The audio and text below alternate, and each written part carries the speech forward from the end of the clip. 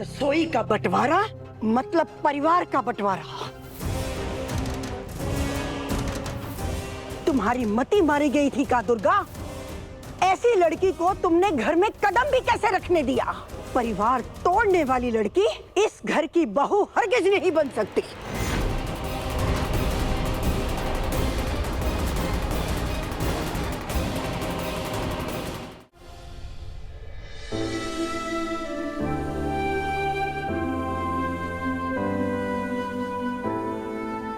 अभी जाओ रसोई तैयार करो। हम लहसुन प्याज नहीं खाते। सुबह सुबह पेट भर के खाते हैं। पूरी थाली सजी हुई होनी चाहिए ठीक 11 बजे।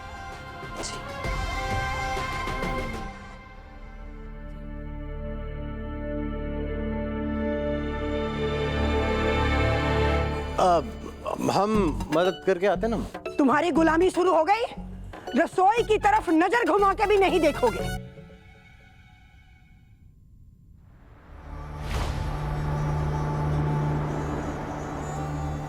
पर बेचारी स्नेहा, मतलब एक बर्नर पे इतना सारा खाना कैसे बनाएगी 1 घंटे में?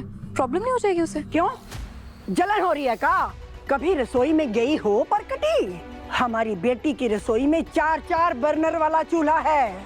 वो सिर्फ कहने के लिए 4-4 चूल्हा है, समझे नहीं? हम समझाते हैं। जब से ये मेहमान घर पर आई है ना, तब इसने सबसे पहला शुभ काम किया कि हमारा रसोई का बंटवारा कर दिया।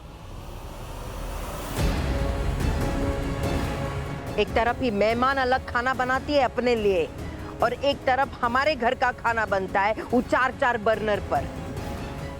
आपको पता नहीं कितना कुछ झेल रहे हैं हम। अच्छे गुण ढूंढने जा रहे हो ना, वो पत्थर में से पानी ढूंढना बराबर है। अलग रसोई है।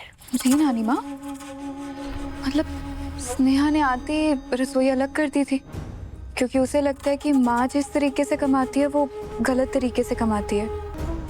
मतलब माँ की कमाई पाप की कमाई। ये सब क्या चल रहा है यहाँ? हम बस अपना खाना अलग बनाएंगे बिना किसी को परेशान किए। इस घर की कमाई का एक अन्न भी नहीं खाएंगे हम।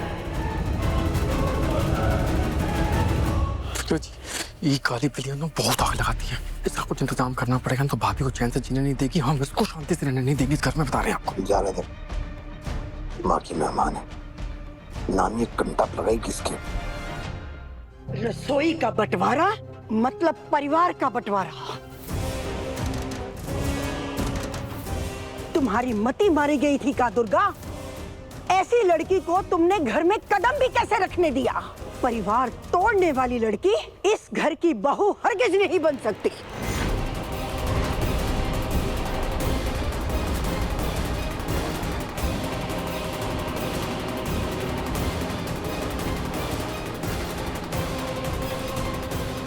अब माँ को समझ में आएगा कि इस मेहमान को हम काहे नफरत करते हैं। ये तो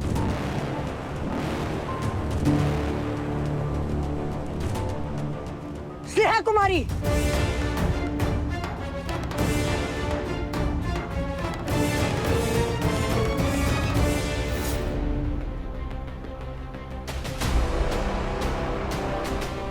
कहाँ है अलग रसोई?